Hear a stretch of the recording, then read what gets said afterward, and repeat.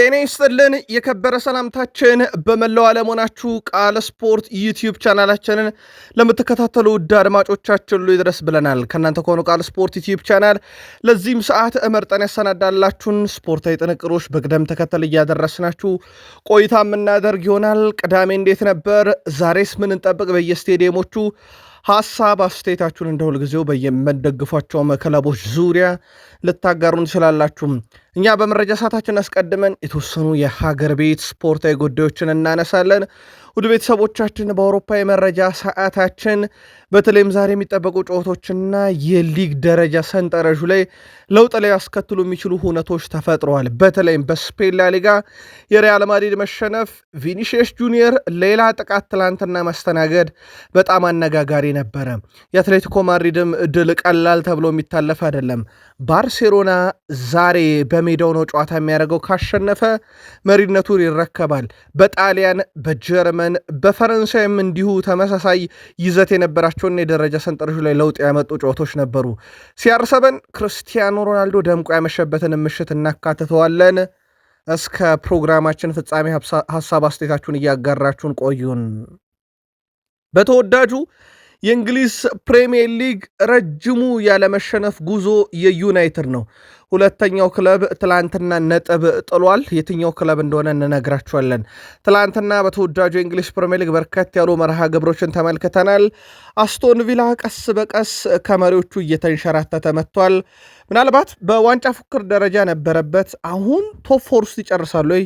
ቡድኑ ትልቁ ጥያቄ ነው። ተጨማሪ መረጃ እናነሳበታለን።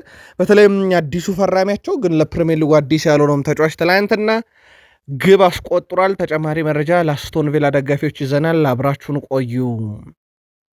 በተወዳጁ የእንግሊዝ ፕሪሚየር ሊግ የነጥብ ልዩነቱ በመሪዎቹና በተከታዩ መካከል የሁለት እንዲሆን ያስቻለ ውጤት ትላንትና ኢታር ላይ ተመዝግቧል።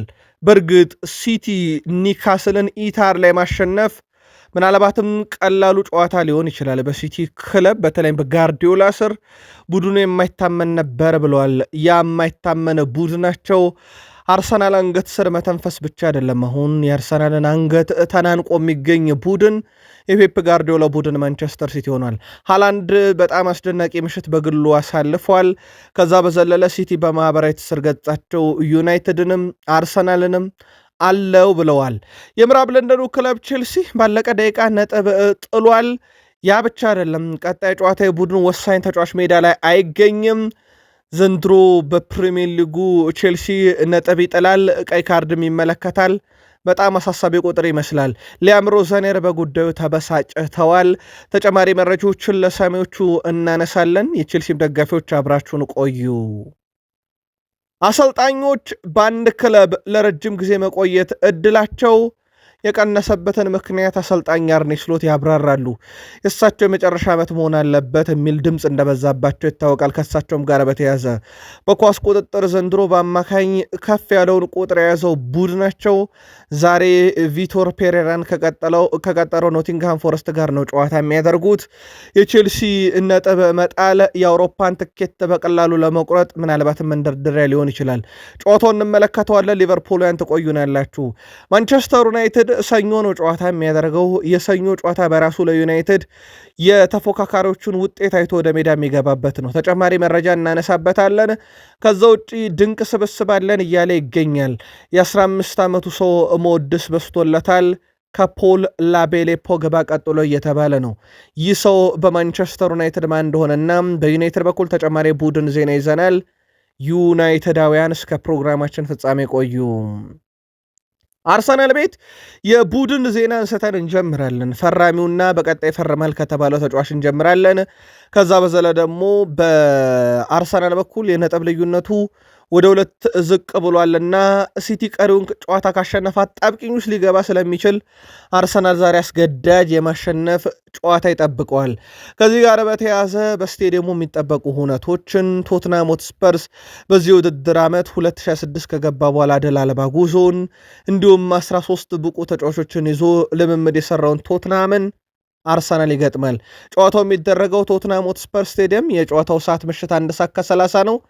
ይሄን ትንቅንቅ ለየት ባለ መንገድ እናስቃኛችኋለን።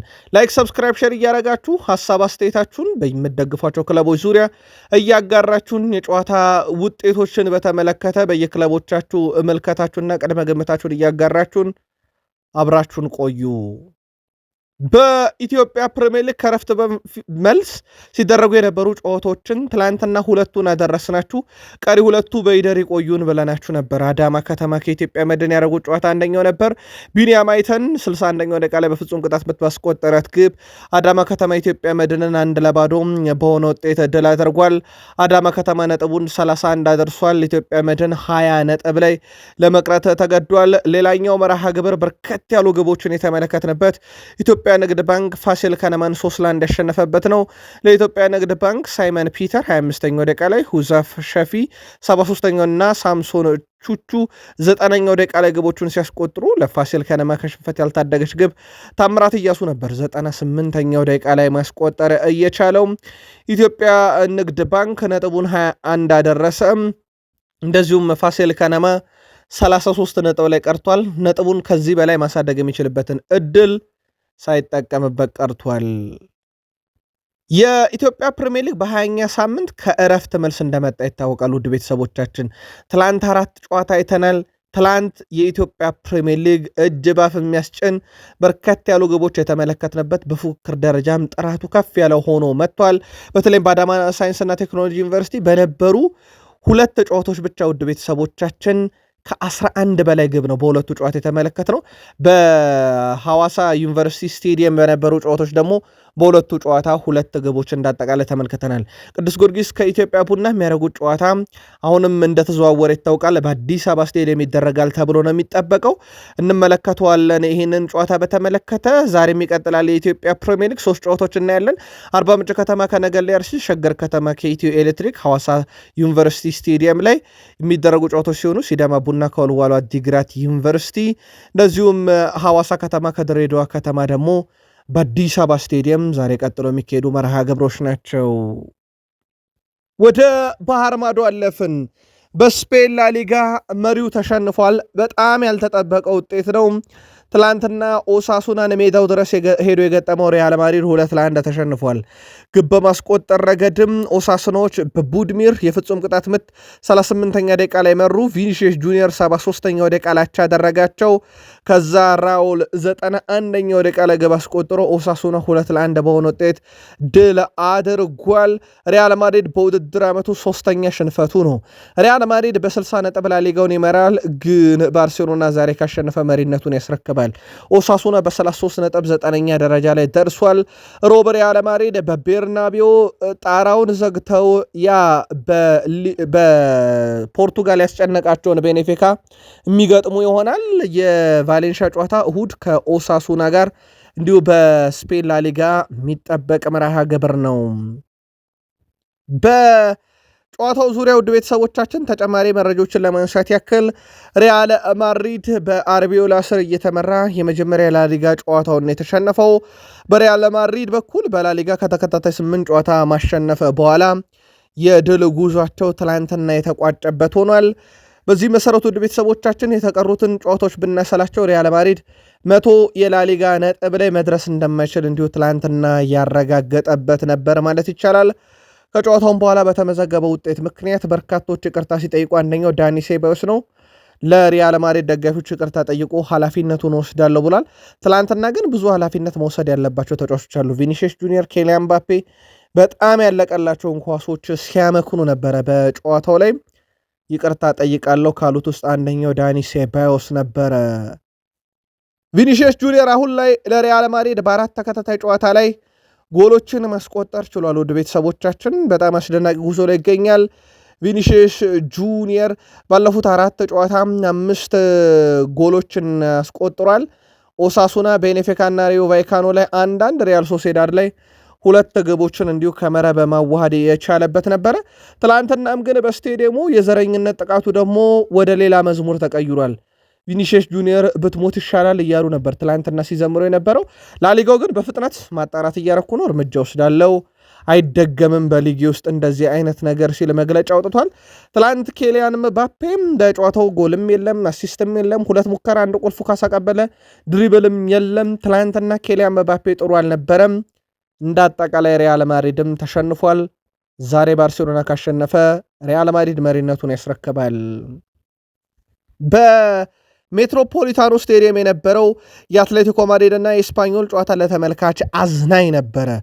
ሶሎሮዝ 21ኛውና 72ኛው ደቂቃ ላይ፣ ሲሚዮኔ 49ኛው ደቂቃና ኤድሞላ ሉክማን 58ኛው ደቂቃ ላይ ለአትሌቲኮ ማድሪድ 4 ግቦችን ሲያስቆጥሩ ኤስፓኞልን ከሽንፈት ያልታደጉ 2 ግቦችን ካሪየር 6ኛው ኤክስፖስቲዮ 80ኛው ደቂቃ ላይ ያስቆጠረው ነበረ። ግን አትሌቲኮ ማድሪድ ጨዋታውን 4-2 በሆነ ውጤት ድል ማድረግ ችሏል። በጣም ወሳኝ የተባለ ድል ነው።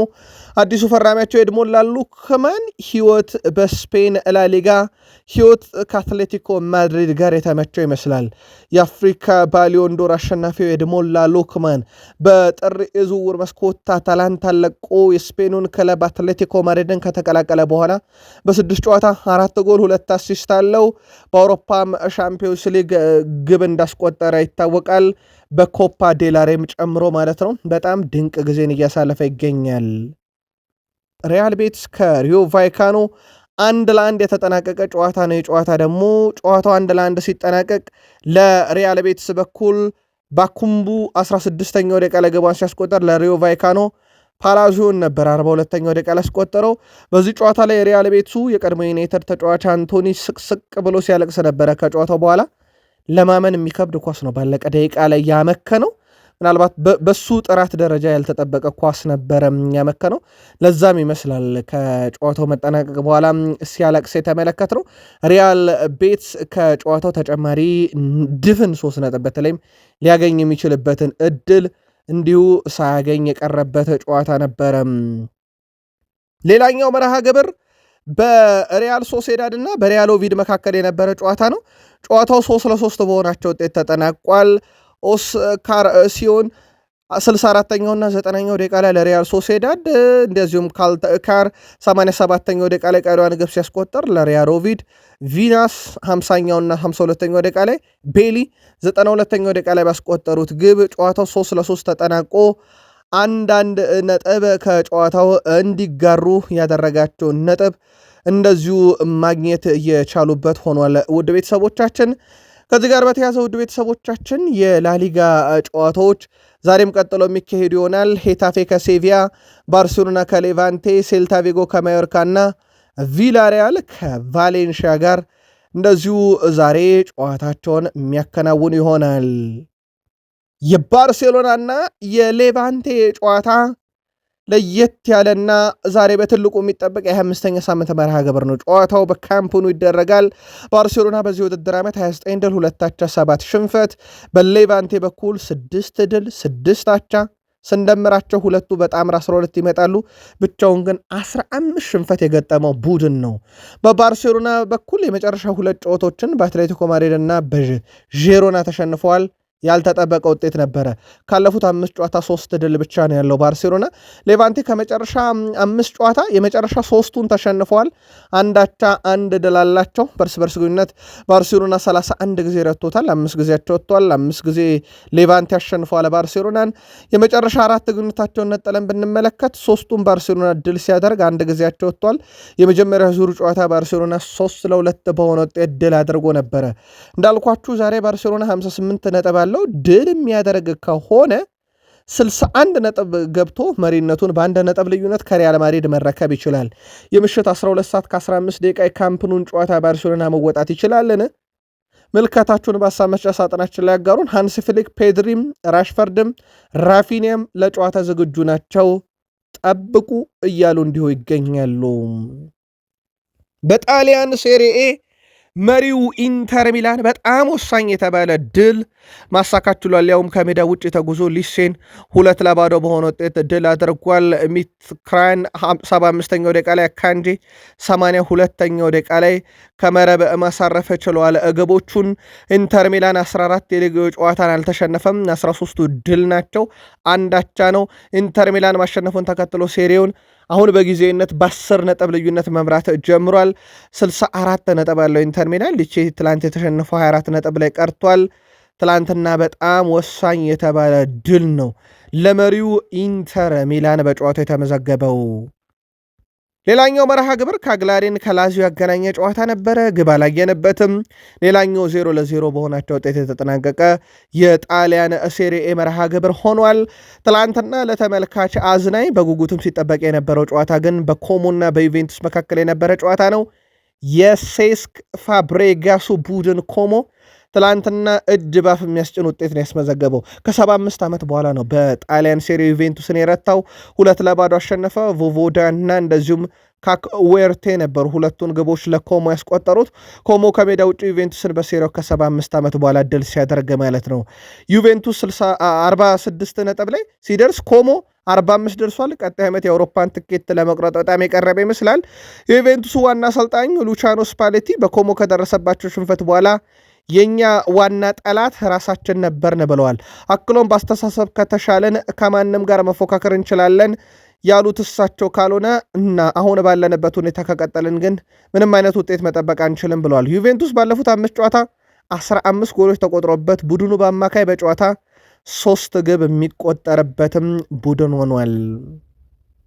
ዛሬም የጣሊያን ሴሪ መርሃ ግብሮች ይቀጥላሉ።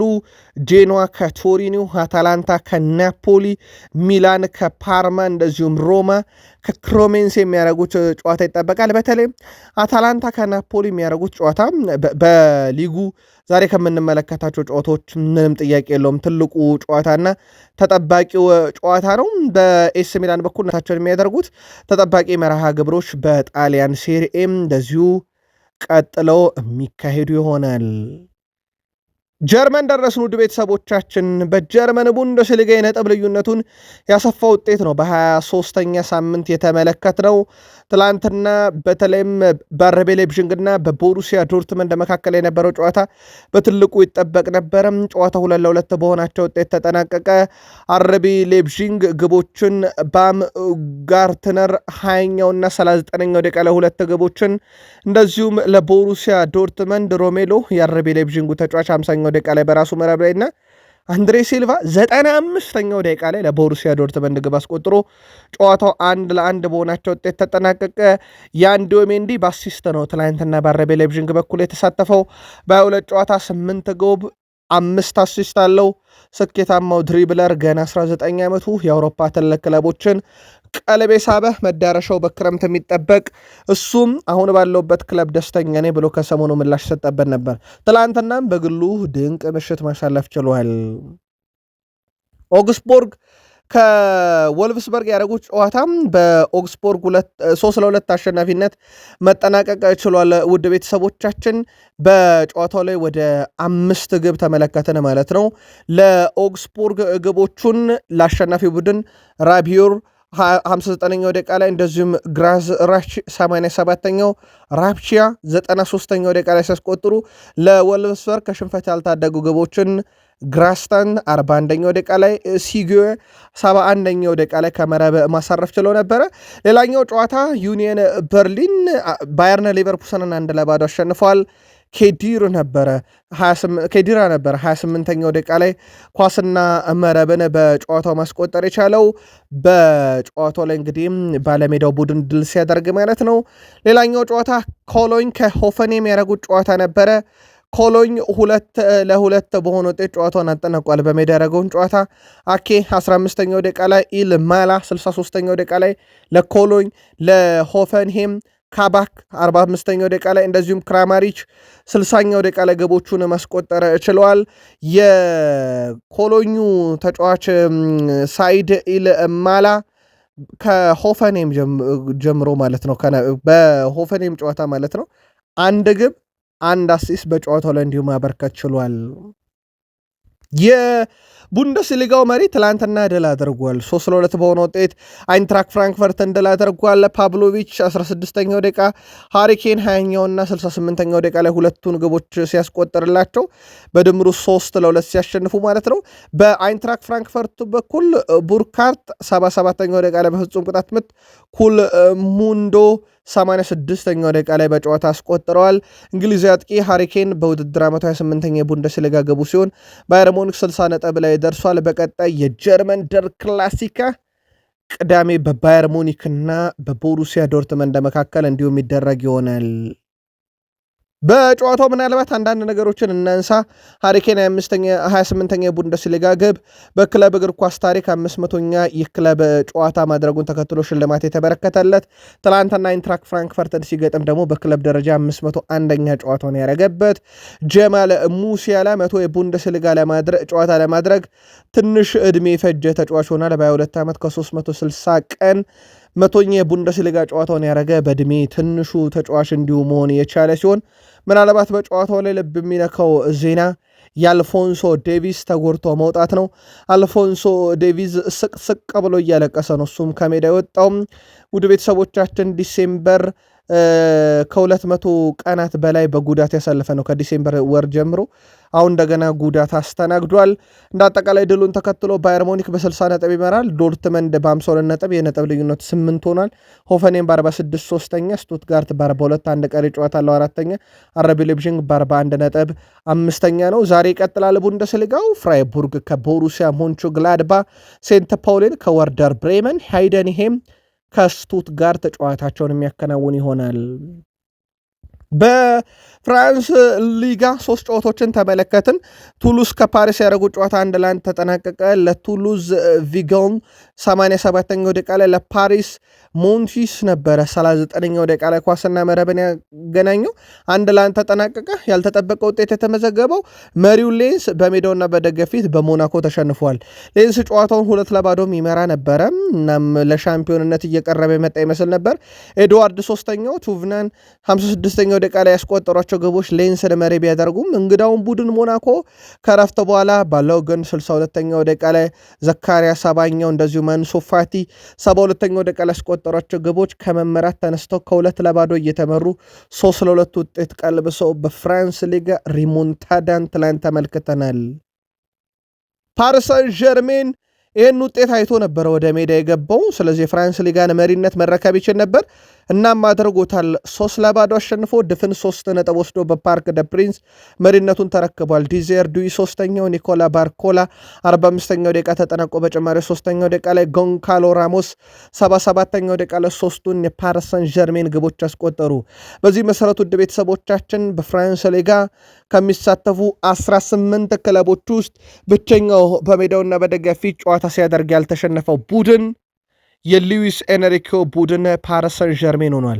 አሁን ፓሪስ ሰን ዠርሜን የነጥብ ልዩነቱን በ2 አስፍቶ በ54 ነጥብ ይመራል። ሌንስ በ52 ይከተላል። ኦሎምፒክ ሊዮን 45 አለው፣ ቀሪ ጨዋታ አለው። ኦሎምፒክ ማርሴ በ44ኛ፣ ሊል በ34 ነጥብ 5ኛ ነው። ዛሬ በርከት ያሉ ጨዋታዎችን በፍራንስ ሊጋ እንመለከታለን። ኦግሼር ከስታድ ሬኒስ፣ አንገርስ ከሊል፣ ናንትስ ከሌሃቨር፣ ኒንስ ከሎሪየንት፣ ስትራስቡርግ ከኦሎምፒክ ሊዮን ዛሬ ጨዋታቸውን የሚያከናውን ይሆናል። መካከለኛው ምስራቅ ላይ የደረጃ ሰንጠረዡ ለውጥ ሊያስከትል የሚችል ውጤት የተመዘገበው በሳውዲ አረቢያ ሊግ አልናስር አልሐዛምን 4-0 በሆነ ውጤት ረትቷል። ክርስቲያኖ ሮናልዶ በጨዋታው 2 ግቦችን አስቆጥሯል። ሁለቱም በጨዋታ እንቅስቃሴ የመጡ ናቸው። 13ኛውና 79ኛው ደቂቃ ላይ ኪንግስሊ ኮማን 30ኛው ደቂቃ ላይ ጋብርኤል 77ኛው ደቂቃ ላይ ቀሪዋን ግብ አስቆጥረው ነው 4-0 በሆነ ውጤት ድል ያደረጉት። ክርስቲያኖ ሮናልዶ በውድድር ዓመቱም ያስቆጠራቸውን የሊግ ግቦች 20 ማድረስ የቻለ ሲሆን ክርስቲያኖ ሮናልዶ በእግር ኳስ ሕይወቱ 1000 ግቦችን ለማስቆጠር 36 ቀርቶታል። ትላንትና ክርስቲያኖ ሮናልዶ ወደ 964ኛ ግቡን ያስቆጠረው የጨዋታውን ኮከብ CR7 ክርስቲያኖ ሮናልዶ ነበረ። በሌላ መርሃ ግብር መሪ የነበረው የሳውዲ ፕሮ ሊግ አልሂላል ከአልኢትሃድ ያደረጉት ጨዋታ 1-1 በሆናቸው ውጤት ተጠናቋል። ለአል ሂላል ማልኮም 5ኛው ደቂቃ ላይ ግብ አስቆጥሮ ይመሩ ነበረ። ለአል ኢታድ ካዲሽ 9ኛው ደቂቃ ላይ በቀይ ካርድ ወጥቶ ጎዶሎ ሆኑ። ልብ አድርጎ አል ሂላል 1-0 እየመራ ከዛ 9ኛው ደቂቃ ላይ አል ኢታድ በጎዶሎ ሆነው ጨዋታውን የበላይነት ይወስዳል ቢባልም 53ኛው ደቂቃ ላይ አውራ ለአል ኢታድ ግብ አስቆጥሮ ጨዋታው 1-1 ተጠናቀቀ። ውጤቱን ተከትሎ ውድ ቤተሰቦቻችን አልናስር የሳውዲ ፕሮ ሊግ መሪነትን በይፋ ተረክቧል። በ55 ነጥብ ይመራል። አልሂላል በ54 ይከተላል። አልአህሊ በ53 ሶስተኛ፣ አልቀዳሻ በ50 ነጥብ አራተኛ፣ እንደዚሁም አልታውን በ39 ነጥብ አምስተኛ ነው። አልናስር ሮናልዶ እንደዛ የተከፋበት ቡድን አሁን የሊግ መሪነቱን መረከብ ችሏል። ውድ የቃል ስፖርት ዩቲዩብ ቻናል ቤተሰቦቻችን ከእናንተ ከሆነ ቃል ስፖርት ዩቲዩብ ቻናል ለሳቱ መርጠን ያሰናዳላችሁን ስፖርታዊ ጥንቅር እያጋራናችሁ እንገኛለን። ከተወዳጁ የእንግሊዝ ፕሪሚየር ሊግ ብቻ ወዳገኘናቸው መረጃዎች እንሻገር። በፕሪሚየር ሊግ የመረጃ ሰዓታችን ላይክ፣ ሰብስክራይብ፣ ሼር እያረጋችሁን አብራችሁን ቆዩ። በፕሪሚየር ሊጉ ረጅሙ ያለመሸነፍ ጉዞ የማንቸስተር ዩናይትድ ነው። እስከዚህ ሰዓት ድረስ 9 ሁለተኛው ቡድን ትላንትና ነጥብ ጥሏል። የአንድ ኤራውላው ቡድን በርንማውዝ ነበረ። በርንማውዝ ወደ ለንደን ስቴዲየም አቅንቶ ከዌስትሃም ዩናይትድ ጋር ያደርጉት ጨዋታ 0-0 በሆናቸው ውጤት ተጠናቋል። እናም በርንማውዝ ያለመሸነፍ ጉዞ በፕሪሚየር ሊግ 7 ተደርሷል። ግን ትላንትና ነጥብ ጥሏል። ያው የአንድ ኤራውላው ቡድን እንደ አምና አይደለም። አምና በጣም ጠንካራው ቡድን ነበር። ዘንድሮም በእርግጥ ኮከቦቹን ስላጣ ለመፍረድ ይቸግራል። ግን እንደ አምናው አይነት ሲዝን እያሳለፈ አይደለም። ወደ ጌት ኮሚኒቲ ስቴዲየም ያቀኑት ብራይተን ኤንድ ሆቭ አልቢዮኖች በፋቢያን ህዝለር እየተመሩ 2-0 በሆነ ውጤት ብሬንትፎርድን ረትተዋል። በጨዋታው ጎሜስ 30ኛው ደቂቃ ላይ እንደዚሁም ዳኒ ዌልቤክ 45ኛው ደቂቃ ተጠናቆ በጭማሪ ሁለተኛ ደቂቃ ላይ ያስቆጠሯቸው ግቦች ነው ብራይተንን በጨዋታው 2-0 እንዲያሸንፉ የረዷቸው። ውድ ቤተሰቦቻችን በሊድስ ዩናይትድ 48 በኒውካስል ዩናይትድ 94 በአስቶን ቪላ 100 በማንቸስተር ሲቲ 147 በሊቨርፑል 230 በብራይተን 35 ጨዋታዎችን ያደረገው ጄምስ ሚልነር የጋሬዝ ባሪን በ653 ጨዋታ ተይዞ የነበረውን በርካታ ጨዋታ በፕሪሚየር ሊግ የማድረግ ሪካርድ ትላንትና ነጥቆታል። ልብ አድርጉ፣ አስታውሱ። ሚልነር የተጫወተው ደቂቃ ግን በ13874 ደቂቃ ከጋሬዝ ባሪ ያንሳል። የጨዋታው ቁጥር ይብለጥ እንጂ በርከት ያሉ ደቂቃዎችን የተጫወተው ጋሬዝ ባሪ ነው። ለማንኛውም ብራይተን ድል ባረገበት ጨዋታ ጄምስ ሚልነር በርካታ ጨዋታ ያደረገ የእንግሊዝ ፕሪሚየር ሊግ ተጫዋች ሆኗል። ቪላ ትላንትም ነጥብ ጥሏል። በቅርብ ጊዜ በተለይም 2006 ከገባ በኋላ ቪላ ከዋንጫ ተፎካካሪነት ቶፕ 4 አስጠባቂ ቡድን ሆኗል። አሁን ላይ ትላንት 1-1 ነው ጨዋታውን ያጠናቀቀው ቪላ ፓርክ ላይ ከሊድስ ዩናይትድ ጋር ያደረጉት ጨዋታ። ጭራሽ ሊድስ በስታች 31ኛ ደቂቃ ግብ ይመሩ ነበር። በኋላም ላይ 88ኛው ደቂቃ ላይ ነው አዲሱ ፈራሚያቸው ታሚ አብርሃ አቻ ያደርጓቸው ጨዋታው 1-1 በሆናቸው ውጤት የተጠናቀቀው። ታሚ አብርሃ የመጀመሪያ የፕሪሚየር ሊግ ጨዋታውን ወደ አስቶን ቪላ ከተመለሰ በኋላ ግብ ለማስቆጠርም 88 ደቂቃ ብቻ ነበር የፈጀበት ማለት ነው። እንዳጠቃላይ ታሚ አብርሃ 31 የግብ አስተዋጽኦችን በ45 ጨዋታ ለአስቶን ቪላ ማበርከት ችሏል። በአጠቃላይ 28 ግብ 3 አሲስት አለው። ለሁለተኛ ዙር ነው እየተጫወተ የሚገኘው። ግን የቪላ ደጋፊዎች አሁን ቡድኑ በቶፕ 4 ውስጥስ መጨረስ ይችላል ወይ? የአውሮፓን ትኬት ይቆርጣል ወይስ ሳምና ኖቲንጋም ፎረስት እንደተንሸራተተው የገጥመው የሆነ መልከታችሁን ላኩልን። በፕሪሚየር ሊግ መርሃ ግብር ሲቲ የአርሰናል አንገት ስር ከመተንፈስ አሁን ወደ መተናነቅ የደረሰ ይመስላል። ምክንያቱም ካስታወሳችሁ ጋርዲዮላ በ6 ነጥብ አካባቢ እያለ አሁን የአርሰናል አንገት ስር እየተነፈስን ነው ብለው ነበር። አሁን የነጥብ ልዩነቱ 2 ሆኗል። ሲቲ ትላንትና በኢታድ ስቴዲየም ኒውካስል ዩናይትድ 2-1 በሆነ ውጤት ድል አድርጓል። በጨዋታው አስገራሚ ነው። ኒክ ኦሪየል 14ኛውም 27ኛውም ደቂቃ ላይ ሁለቱን የማሸነፊያ ግብ አስቆጥሯል። ሉዊስ ሃል 22ኛው ደቂቃ ላይ ወደ ጨዋታ የሚመልስ አይነት ግብ አስቆጥሮ ነበር ለኒውካስል፣ ግን ከሽንፈት አልታደጋቸውም። በጨዋታው 2 ግቦችን አስቆጣሪው ኒክ ኦሪየል የጨዋታው ኮከብ ተብሏል። ማንቸስተር ሲቲ ከሊጉ መሪ አርሰናል ያለው ነጥብ ልዩነት አሁን ላይ አርሰናል ዛሬ እስኪጫወት 2 ነው። በእርግጥ ሲቲ ቀሪ ጨዋታውን ካሸነፈም አርሰናል ቶትናምን ቢያሸንፍም ወደ 2 ዝቅ ማድረግ ይችላል። ሲቲ 56 ነጥብ ይዞ ሁለተኛ፣ ኒውካስል በ36 ነጥብ 10ኛ ላይ ቀርቷል። በሳምንቱ አጋማሽ ኒውካስል በሜዳውን በደጋፊት ካራባግን በአውሮፓ ሻምፒዮንስ ሊግ የመልስ ጨዋታ ሲፋለም፣ ሊድስ ዩናይትድ ከማንቸስተር ሲቲ ቀጣይ ቅዳሜ በፕሪሚየር ሊግ ኢላንድ ሮድ ስቴዲየም የሚደረግ ጨዋታ ነው። የሲቲው አለቃ ፔፕ ጋርዲዮላ ቡድናቸው በምሽቱ ጨዋታ ባሳየው እንቅስቃሴ መደሰታቸውን ገልጿል። ቡድኔ የማይታመን ነበር ያሉት ፔፕ ጋርዲዮላ እስከ ውድድር ዓመቱ መጨረሻ ያሉ ሁሉም ጨዋታዎች ልክ እንደ ዛሬው ይሆናሉ ሲሉ ተደምጠዋል።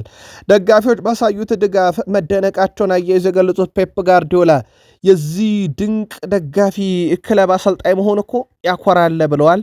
በእርግጥ ደጋፊው ለዋንጫ እየቀረበ እንደነበረ በደስታው መሃል ይታይ ነበረ። ማንቸስተር ሲቲ በፕሪሚየር ሊጉ በሜዳው ኢታድ ኒካስል ዩናይትድን 17 ተከታታይ ጨዋታ 17ቱንም ድል ያደረገበት ነው። አቻ የሚባል ነገር የለም። እንደ አጠቃላይ ደግሞ ውድ ቤተሰቦቻችን ኒካስል ዩናይትድ ሲቲን ኢታድ ላይ ያሸነፈው በፈረንጆች አቆጣጠር 2002 ኦገስት ላይ ነበረ። ከ22 ጨዋታ በፊት እንደማለት ነው። ይሄ ሪከርድ ትላንትም እንዲሁ የቀጠለበት ሆኗል። ጨዋታውን በቁጥር እንግለጸው ካለን ሲቲ 55 በመቶ የኳስ ቁጥጥር ነበረው። ግብ የማስቆጠር ንጻሬ ሲቲ 1.36 ተጨማሪ አንድ ግብ አግኝቷል እንደማለት ነው። ኒካስል 0.58 ነው። ኦልሞስት ለአንድ ግብ የቀረበ ካል ነው በቂ ነበር። በሙከራ ደረጃ ሲቲ 15 ኒካስል 13 ኢላማውን የጠበቀ ሲሆን ግን ሁለቱም 7-7 የማዕዘን ምት ሁለቱም 5-5 ቢጫ ካርድ ኒካስል 5 አይተዋል። ሲቲ 2 ብቻ ነው ያየው። ቀይ ካርድ በጨዋታው ላይ አልተመዘገበበትም። ውድ ቤተሰቦቻችን ምናልባት በጨዋታው በብዙ ሊደነቁ ከሚገቡት ውስጥ አንዱ ሮድሪ ነው። ሮድሪ አሁን ወደ ብቃቱ እየተመለሰ ይመስላል። ትላንትና ብዙ ታክል 7 ብዙ የአንደርላንድ ጉዳት ያሸነፈ 13 ብዙ የግብ ዕድል የፈጠረ 3 ብዙ ኳሶችን መልሶ የነጠቀ 6 ትልልቅ የሚባሉ ቁጥሮችን እንዲሁ ያስመዘገበበት ነበረ። ኤርሊንግ ብሮት ሃላንድ ትላንት ግብ ያስቆጥር እንጂ አሲስት አድርጓል።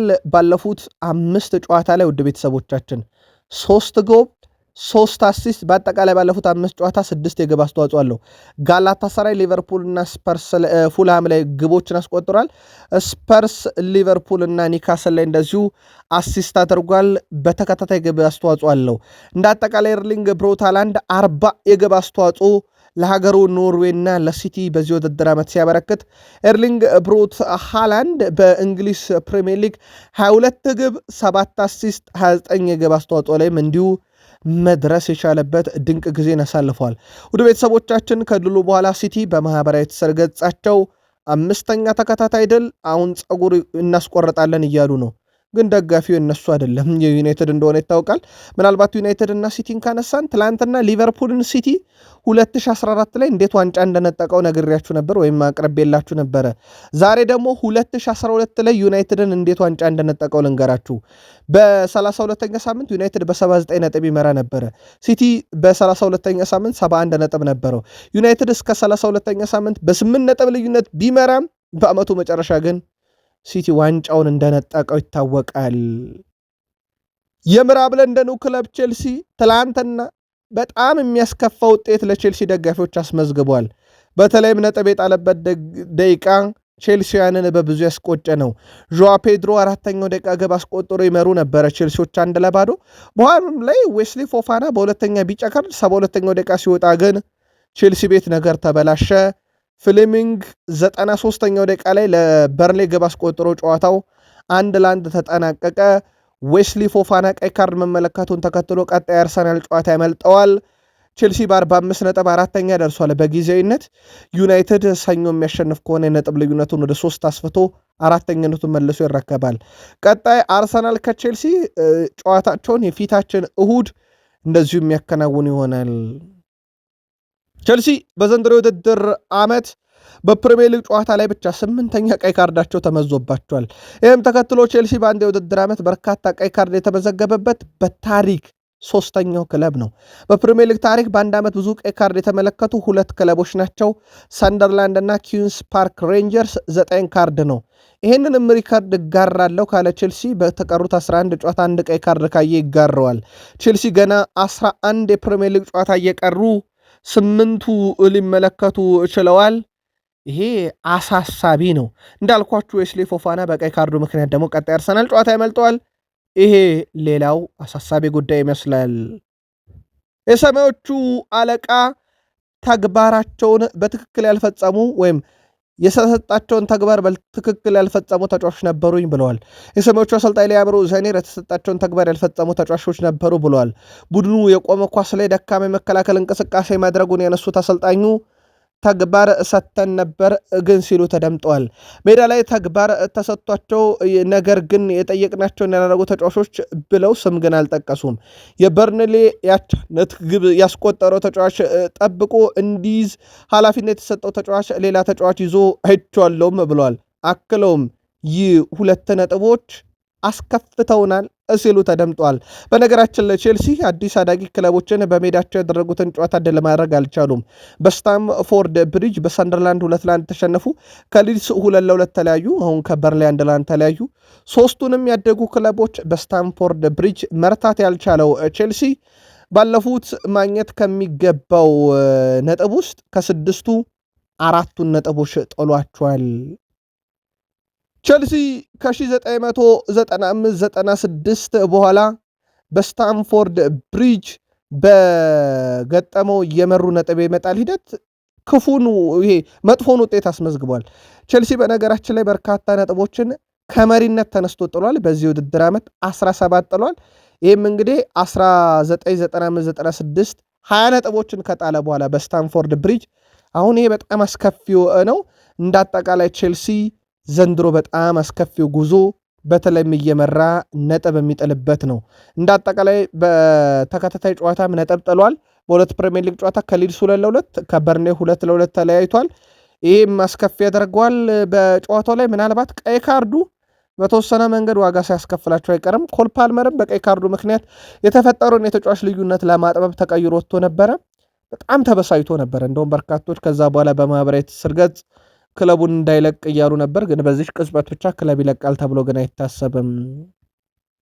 ዦዋ ፔድሮ ትላንትናም ግብ አስቆጠረም። በፕሪሚየር ሊግ 11 ግብ 4 አሲስት 15 የግብ አስተዋጽኦ ያለው ዦዋ ፔድሮ ለቼልሲም ባለፉት 6 ጨዋታ ወደ ቤተሰቦቻችን ያስቆጠራቸው የግብ ብዛት 6፣ የአሲስቱ ብዛት 4፣ ባለፉት 6 ጨዋታ 10ኛ የግብ አስተዋጽኦ ነው። ብሬንትፎርድ፣ ፓላስ፣ ዌስትሃም፣ ወልቭስ፣ ሊድስ፣ በርሊን የገጠሙት በእነኚህ ጨዋታዎች በሙሉ ውድ ቤተሰቦቻችን የተሰጠውም ሬቲንግ ከ7 በላይ ነው።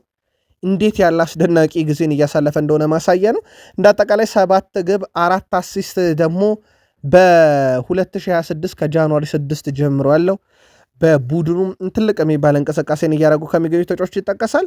ሮበርት ሳንቼስ ግብ ጠባቂው ያለፈው አልፏል፣ ስለ ቀጣዩ ጨዋታ ትኩረት እናደርግ፣ አሁንም እድሉ እጃችን ላይ ነው ሲል ተደምጧል። አሰልጣኞች በአንድ ክለብ ረጅም ጊዜ ለምን አይቆዩም ተብሏል። አርኔ ስሎት እርሶስ ይቆያሉ እየተባሉ ነበር። ከሰሞኑ ሌላ ዘመቻ ተከፍቶባቸዋል። ለሊቨርፑል ይመጠናሉ አይመጥኑም የሚል በተለይ ምነው ዋይኔ ማርክ ሩኒ አርኔ ስሎት ከ10 ዓመት በፊት ከነበረው ይልቅ አሁን ስለ እግር ኳስ የሚደረገው ወሬ በጣም በመጨመሩ ነገሮች አሁን ይበልጥ ከባድ ሆነዋል ብለዋል። አንድ ወይም 2 ጨዋታዎች መሸነፍ ትልቅ የሚዲያ ጫጫታ፣ ግርግር ያመጣል፣ ይህም ስራውን አስቸጋሪ ያደርጎታል ብለዋል። የርገን ክሎፕና ፔፕ ጋርዲዮላን ድንቅ ብቃት አሳይተዋል። ነገር ግን በስራው ላይ ለ10 ዓመታት መቆየት ትልቅ ስኬት ነው፣ ምክንያቱም ስራው በአእምሮ ሆነ በአካል በጣም አድካሚ ብለውታል። አሁን ላይ በስልጣኑ ከምን ጊዜው በላይ በተጫዋቾች እጅ ሆኗል የሚሉት አርኔ ስሎት ጥያቄው ሁልጊዜም ተጫዋቾች ለአንተ አዎንታዊ አመለካከት ከሌላቸው ክለቡ ባለቤቶች እነሱን ያዳምጣቸዋል የሚለው ነው። ይህ ደግሞ እንደ ክለቦች ሁኔታ ይለያያል። ግን አብዛኛው ቦታ የሚዲያው ጫጫታና ጫና ክለቦች ለተጫዋቾች የሰጡት ስልጣን ብዛት በክለብ ረጅም ዓመት ለመቆየት አስቸጋሪ ያደርገዋል ብለው ቢሰናበቱ ነገሩ በሳቸው የተጀመረ እንዳልሆነም በዛው አያይዞ የገለጹ ይመስላል። በዚህ ውድድር ዘመን በፕሪሚየር ሊጉ በጨዋታ በአማካይ እስከ 26ኛ ሳምንት ሊቨርፑል የኳስ ቁጥጥር የበላይነት አለው። 60.8% ጨዋታ በአማካይ ይቆጣጠራል። ሲቲ የትላንትናውን ጨዋታ ሳይጨምር 59.2% ይቆጣጠራል፣ ሁለተኛ ነው። ቼልሲ 58.5%፣ ሶስተኛውን የትላንቱን ጨዋታ አይጨምርም። አርሰናል 57.6% ኳስ ይቆጣጠራል። ኒካስል 53.5% ኳስ ይቆጣጠራል፣ አምስተኛውን የትላንትናውን ጨዋታ ግን አይጨምርም። ሁስኮርድ ነው መረጃውን ይዞት የወጣው። ሊቨርፑል ዘንድሮ በኳስ ቁጥጥር ብልጫ ፍጹም የተሻለ ቡድን ነው። ግን ይህንን ወደ ውጤት ቀይሮ በ90 ደቂቃ ድል አድርጎ ወጥቶ የአምና ክብሩን እንኳን ባይደግም የአውሮፓ ሻምፒዮንስ ሊግ ትኬትን ይቆርጣሉ የሚለው ግን ቀሪ 12 ጨዋታዎች ምላሽ የሚገኝባቸው ይሆናል። ሊቨርፑል ባለፈው ከሰንደርላንድ ጋር እንግዲህ ባደረጉት ጨዋታ ላይ ሳላ 92ኛ አሲስቱን አድርጓል። ዛሬ በትልቁ ይጠበቃል፣ ምናልባት የስቴፈን ጄራርድን ሪከርድ ለመስበር ማለት ነው። ሊቨርፑል ባለፉት 11 የፕሪሚየር ሊግ የሜዳ ውጭ ጨዋታ 3 ጨዋታ ብቻ ነው ያሸነፉት። 3ቱ ናቸው 5 ተሸንፏል። ዛሬም በሲቲ ግራውንድ ነው ጨዋታ የሚያደርጉት። ኖቲንግሃም ፎረስት በዚህ ሲቲ ግራውንድ ባለፉት 12 የፕሪሚየር ሊግ ጨዋታ ጎል ማስቆጠር ግን አልቻሉም። በዚህ ውድድር ዓመት በሜዳቸው ሳይሆን እንዳጠቃላይ 12 ጨዋታ ግብ አላስቆጠሩም። ምናልባት ለኖቲንግሃም ፎረስት መነቃቃት የሚያመጣው አዲስ አሰልጣኝ ቀጥሯል። ቪቶር ፔሬራ በፌነርባቼ ላይ የተቀናጁት ድል ትልቅ መነሻሻል ሊሆናቸው ይችላል። ለኖቲንግሃም ፎረስቶች ግን አዲስ አሰልጣኝ የቀጠረ ክለቡን የሚነቃቃል ለሊቨርፑል ፈተና መሆናቸው አይቀርም። ቪቶር ፔሬራ የመጀመሪያ የፕሪሚየር ሊግ ጨዋታቸውንም በኖቲንግሃም ፎረስት አሰልጣኝነታቸው ያደርጋሉ። ጨዋታውን በተመለከተ ተጨማሪ መረጃ ለማድረስ ያክል ኖቲንግሃም ፎረስት በሜዳው ነው ጨዋታ የሚያደርገው 12 ድል 9 16 ሽንፈት በዚህ ዓመት። ሊቨርፑል 21 ድል 7 አቻ 11 ሽንፈት በዚህ ዓመት። ለኖቲንግሃም ፎረስት የመጨረሻዎቹ 5 ጨዋታ 2 ድል የተመዘገበባቸው ናቸው። 2 አቻ 1 ሽንፈት ገጥሞታል። በሊቨርፑል በኩል ባለፉት 5 ጨዋታ 4 ድል 1 ሽንፈት በሲቲ 2-1 የተሸነፉት ነው። ኖቲንግሃም ፎረስት 33 ጊዜ ሊቨርፑልን አሸንፏል። ሊቨርፑል በተቃራኒ 58 ጊዜ ረቶታል። 29 ጊዜ አቻ ወጥተዋል። የመጨረሻ 4 ግንኙነት ጥለን ከተመለከትን ውድ ቤተሰቦቻችን የኖቲንግሃም ፎረስት የበላይነት አለ። 2 ያሸንፏል። ሊቨርፑል 1 ያሸንፈው 1 አቻ ወጥተዋል። የመጀመሪያ ዙር ጨዋታ አንፊልድ ሮድ ስቴዲየም ኖቲንግሃም ፎረስት 3-0 ረቶት ነበር ሊቨርፑልን። ዛሬስ ጨዋታውን ማን በበላይነት ሊወጣ ይችላል? ሊቨርፑል በተለይም ወደ አውሮፓ ሻምፒዮንስ ሊግ ትኬት መድረክ ለመጠጋት በጣም ወሳኝ የተባለውን ድል ማስመዝገብ ይጠበቅበታል። ጨዋታው አመሻሽ 11 ሰዓት ይደረጋል። ቅድመ ግምት ላኩልን።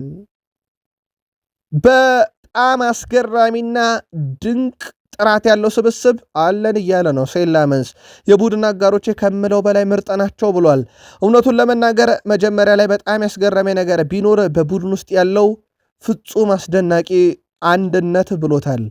ብዙውን ጊዜ ከአነስተኛ ክለብ ተነስተ ወደ እንደዚህ አይነት ትልቅ ክለብ ስትመጣ በክለቡ ያሉ ተጫዋቾች በታዋቂነታቸው ምክንያት ኩራት ይሰማቸዋል። ሁሉም ደግሞ ከሰው ጋር ከመቀላቀል ይልቅ የየራሱን ዓለም ብቻውን ነው የሚኖረው ብለህ ነው የምታስበው የሚለው ሴን ላመንስ ከአንትዋርፕ እንደመጣ ይታወቃል።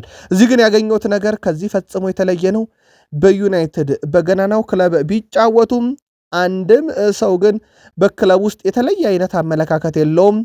ሁሉም ወዳጅ ነው። ሁሉም እኩል ነው። እዚህ የተለየ ነገር የሚያራምር ተጫዋች የለም ብሏል።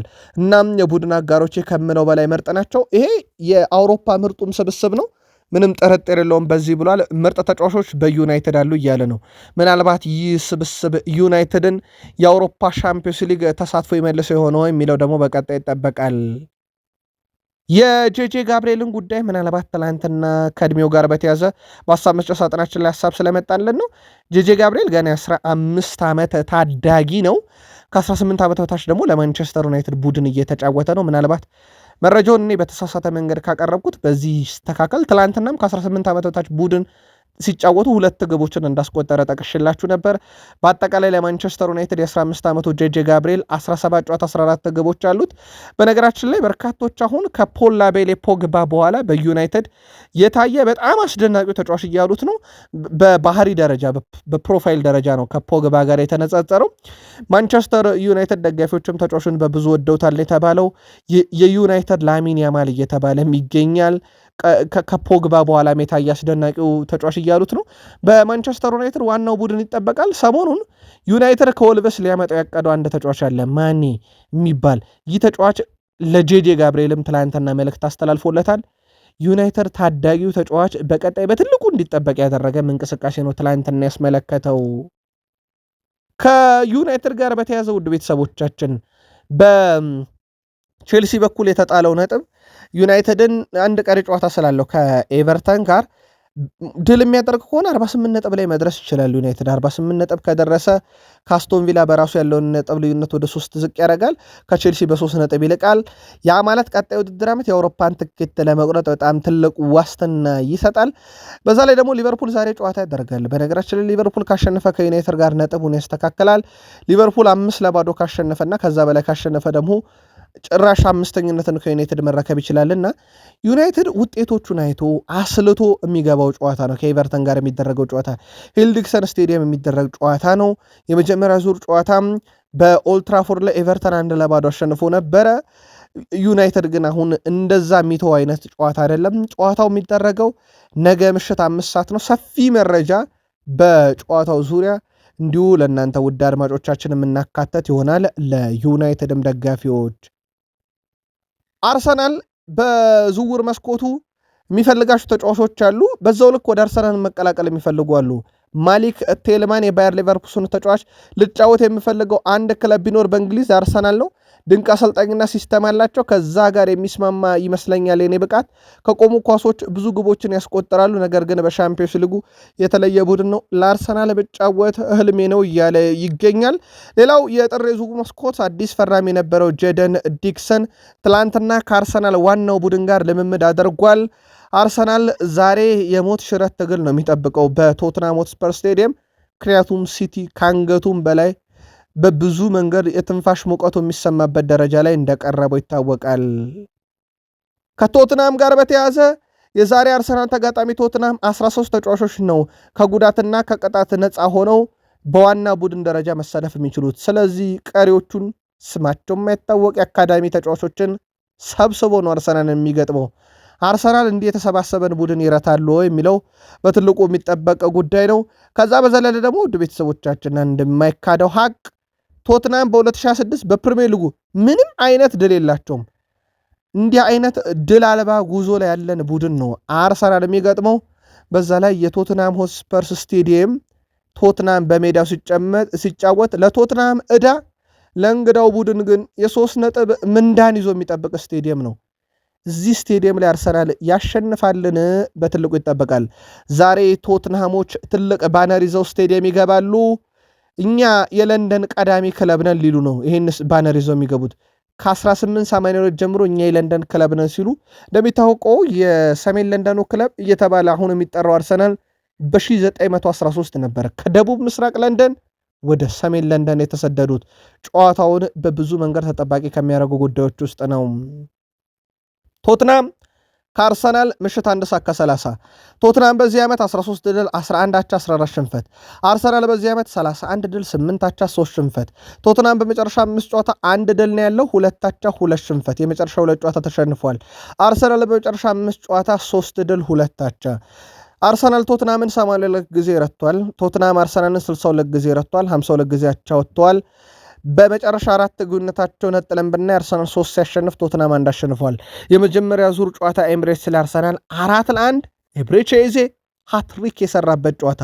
አርሰናልና በሲቲ መካከል ያለው የነጥብ ልዩነት 2 ደርሷል። አርሰናልና በሲቲ መካከል ያለው የነጥብ ልዩነት 2 ሲሆን የጨዋታ ብዛት ከ27 ሳምንት በኋላ ነው። ዛሬ አርሰናል ካሸነፈ በጊዜያዊነት የነጥብ ልዩነቱን 5 ማድረስ ይችላል። ቅድመ ግምታችሁን ግን በሀሳብ መስጫ ሳጥናችን ላይ ጻፉልን። ጨዋታው ምሽት 1 ሰዓት ከ30 ይጀምራል። ዛሬ በኢትዮጵያ ፕሪሚየር ሊግ አርባ ምንጭ ከተማ ከነገሌ አርሲ፣ ሐዋሳ ከተማ ከድሬዳዋ ከተማ፣ ሲዳማ ቡና ከወልዋሎ ዓዲግራት ዩኒቨርሲቲና መቀለ ሰባ እንደርታ ከሽረ ምድረገነት። በእንግሊዝ ፕሪሚየር ሊግ ክሪስታል ፓላስ ከወልቭስ፣ ኖቲንግሃም ከሊቨርፑል፣ ሰንደርላንድ ከፉላም ምሽት 11 ሰዓት እንዲሁም ቶትናም ከአርሰናል ምሽት 1 ሰዓት ከ30። በጣሊያን ሴሪኤ ጄኖዋ ከቶሪኖ፣ አታላንታ ከናፖሊ፣ ኤስ ሚላን ከፓርማ፣ ሮማ ከክሮሜንሴ ይጫወታሉ። በጀርመን ቡንደስሊጋ ፍራይቡርግ ከሞንችግላድባ፣ ሴንት ፓውሊን ከቨርደር ብሬመን፣ ሃይደንሄም ከስቱትጋርት። በፍራንስ ሊጋ ኦግዠር ከሬንስ፣ አንገርስ ከሊል፣ ናንትስ ከሌሃቨር፣ ኒንስ ከሎሪየንት እንዲሁም ስትራስቡርግ ከሊዮን። በስፔን ሊጋ ሄታፌ ከሴቪያ፣ ባርሴሎና ከሌቫንቴ፣ ሴልታ ቪጎ ከማዮርካ እንደዚሁም ቪላሪያል ከቫሌንሺያ ይጫወታሉ። ለመደገፏቸው ክለቦች መልካም እድል እንዲገጥማቸው ተመኝተን ከቃል ስፖርት ዩቲዩብ ቻናል ለዕለተ እሁድ ማለዳ ጥንቅራችን እዚህ ጋር በቃ። ሰናይ ቀን